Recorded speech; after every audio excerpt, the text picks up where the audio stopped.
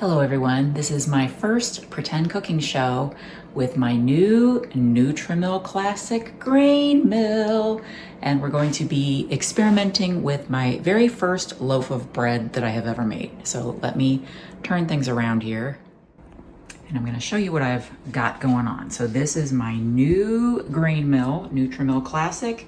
It's got the flour bowl right inside, so nothing is shooting out the front like some mills are created to do. That's the grain hopper. So that is where my beautiful hard red wheat berries will be milled into beautiful fine flour to use in this bread. So it's very important to weigh everything. So I have a nice kitchen scale with a tare feature that I can set to 0 and then pour ingredients in. So for this recipe, I'm following my friend Colleen's soft sandwich bread recipe. And so I'm only making one loaf because it's the very first time I've ever attempted this in my life. So for my ingredients, I've got my berries. I have some butter that I will soften. I have some yeast. I have some Redmond fine salt, and I've got some warm water. And then I'm just gonna do a zhizh of honey. So that's all that is going to be used in this bread recipe. So, and then this is my little 1 pound bread pan, and I might decide that it's going to be too small for normal use. I might have to go up a size. And this is just my clean, never before used paintbrush to help clean out my flour mill. I've already done one test round using the rice, so now I am ready to pour in my grains.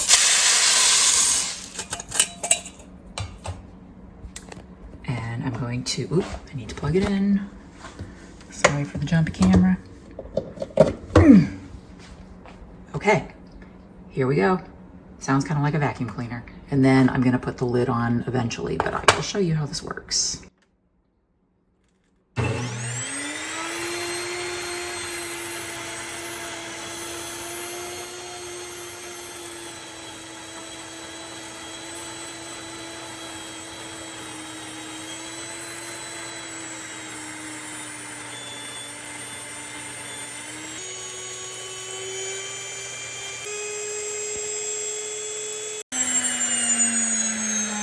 I did not time that, but I can tell you that did not take long at all. Not more than a couple minutes. All right, so I'm gonna let that stop. And then I'm going to open this.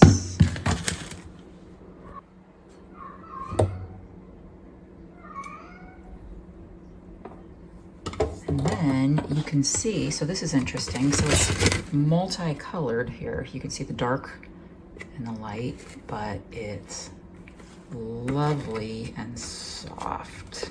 And I can adjust the fineness of the mill. So I actually kind of had that right at 12 o'clock, that bottom, because that's what it had suggested.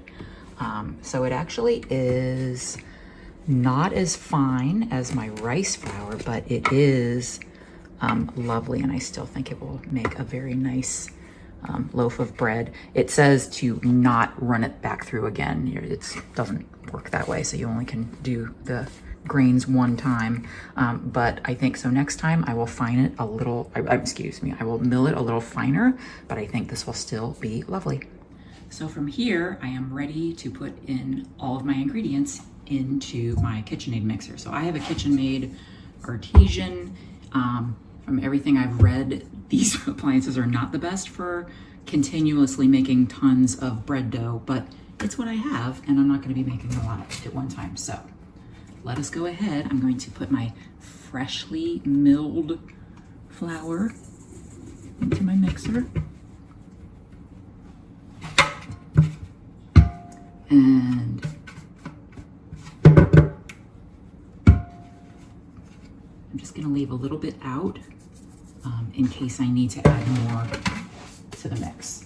And then I'm going to add my other 2 dry ingredients, my salt and my yeast. In they go. And then my warm water. and my butter. I'm just gonna do a zhizh of honey, not a lot.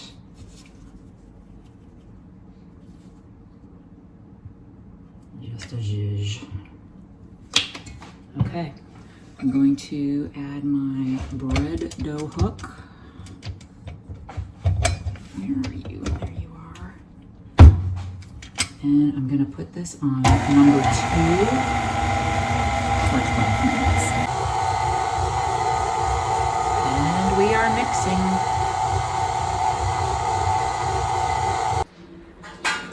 Okay, I have mixed for 12 minutes. My dough is stretchy.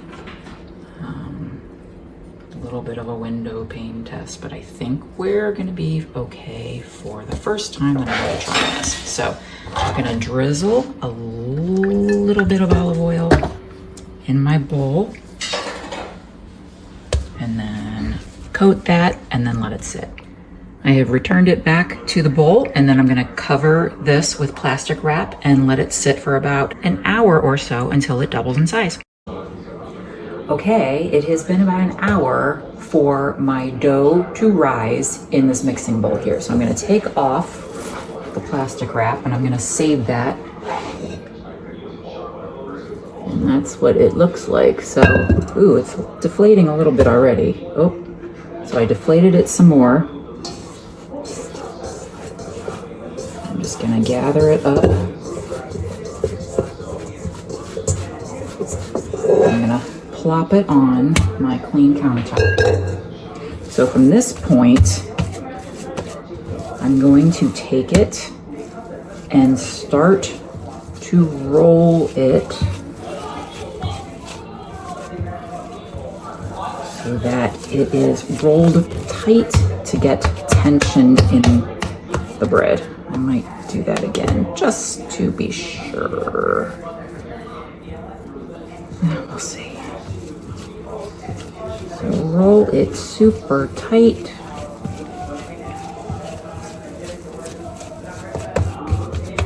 Like that. Pinch the seams underneath. This is what's going to give it tension. Get any bubbles out of it.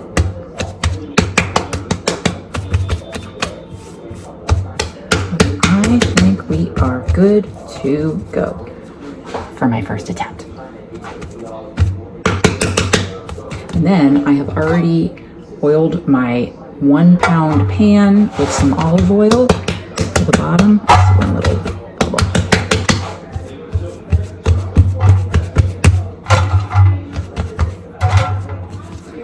I'm just going to